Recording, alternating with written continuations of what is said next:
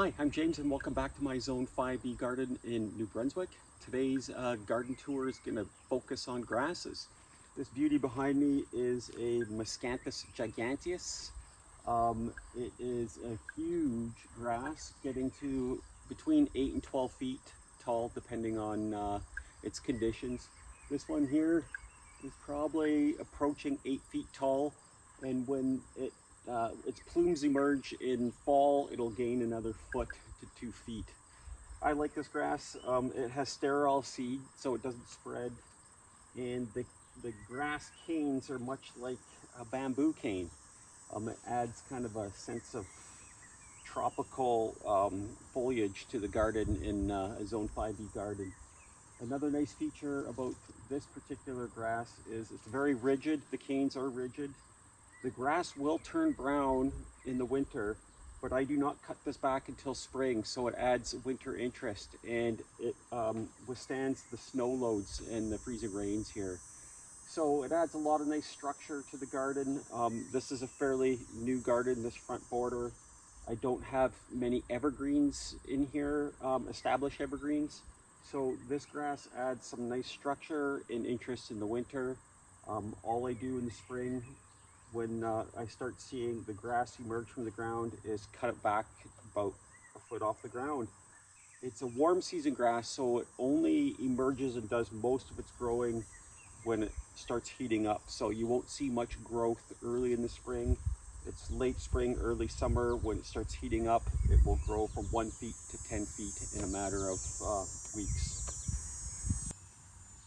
These upright grasses are northwind panicum or switch grasses. They get about 4 feet tall and a couple feet wide at maturity. They're hardy to zone 4. Most of the grasses I've got are either hardy to zone 4 or 5.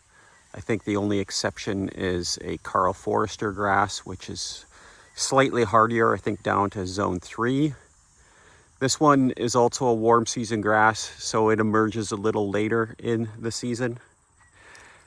But it's a very upright fastigiate grass and also provides wonderful winter interest, as it can withstand the snow loads as well.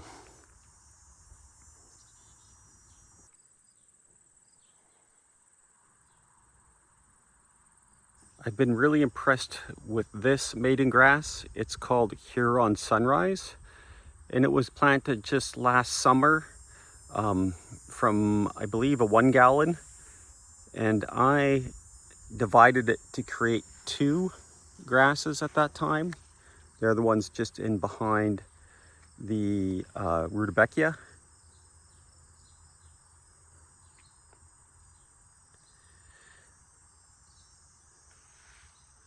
This one can get quite large. It can get over 6 feet tall as well.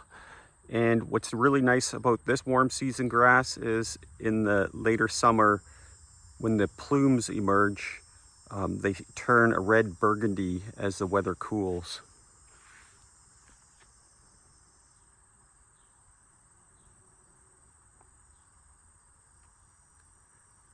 It's also hardy to zone 4 and has a fairly upright but slightly more arching habit. This is a morning light Japanese silvergrass, Miscanthus sinensis morning light. It is hardy to zone 5 and gets approximately 4 to 5 feet tall. I find in this garden it's staying on the smaller side. This has been 4 years now, the 4th year in the garden, and it's at most 4 feet tall.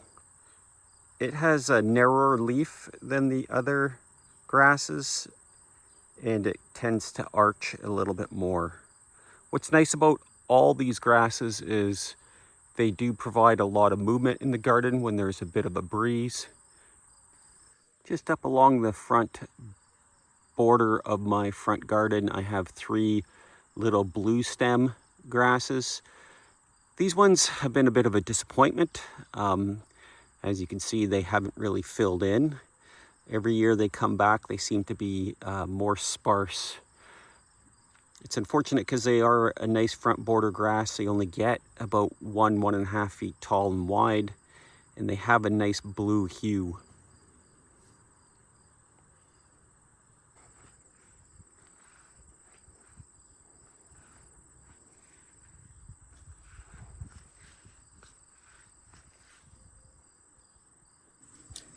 This is a Calamagrostis or feather reed grass called Karl Forster. It's probably one of the most popular grasses out there for a cold hardy grass. It's a zone 3 hardy, and it's a cold season grass, so it emerges in early spring and does a lot of its growing early in the season. It's at its mature height. This has been in the ground for several years. It's almost 6 feet tall with the plumes, and the plumes have a nice brown, almost wheat-like look to them.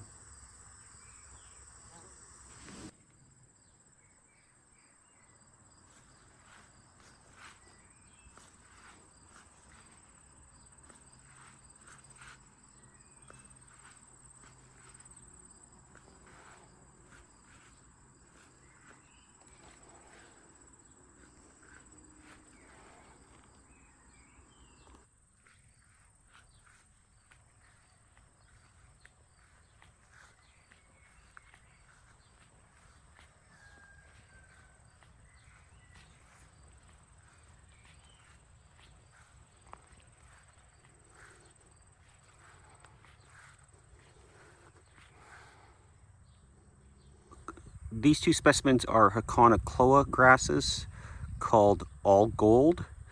Haconocloa grass, or also commonly referred to as forest grass, are one of the few grasses in my Zone 5B garden that can grow in part shade to even full shade. This particular grass gets about 2 to 3 feet tall, probably around 2 feet tall and 2 feet wide. They're still pretty young. I planted these last year. They have a nice gold arching foliage, and they're zone hardy to 5.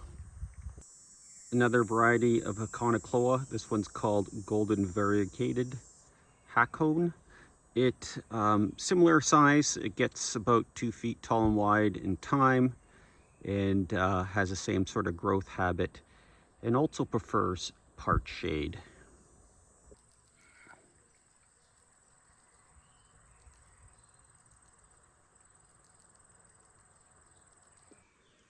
This is a Miscanthus zebrinus, or zebra grass, also hardy to zone 5.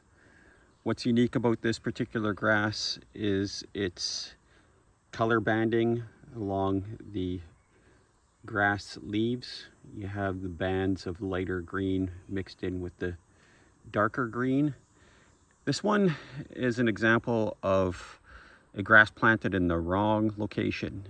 I've had this in the ground now almost 3 years, and it's only 2 feet tall and quite sparse.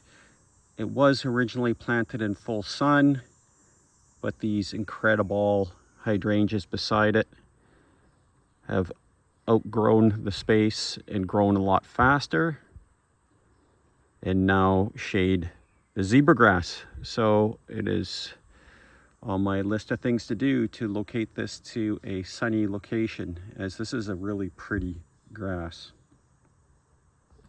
This pretty grass here is called a Miscanthus gracilis, and I've got it planted at the back of this particular border.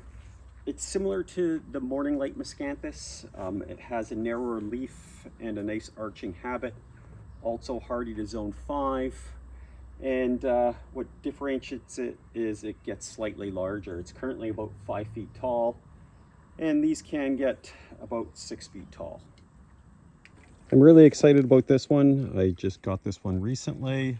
It's called the Prairie Winds Lemon Squeeze. It is a pennisetum grass and grows about 3 feet tall and 3 feet wide. This one is hardy to zone 5. I don't have any pennisetums in the garden, so we'll see how it does here. I really like the arching habit and the chartreuse foliage on this one.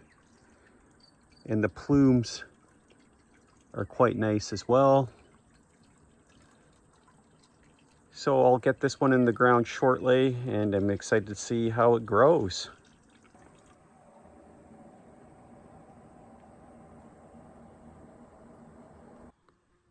This is the last grass I have to show you today. It's a Miscanthus purpurescens, or purple flame grass.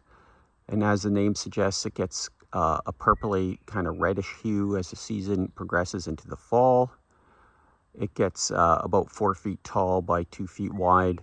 This one's fairly young. I just planted it this spring. It is zone hardy to zone 4 as well.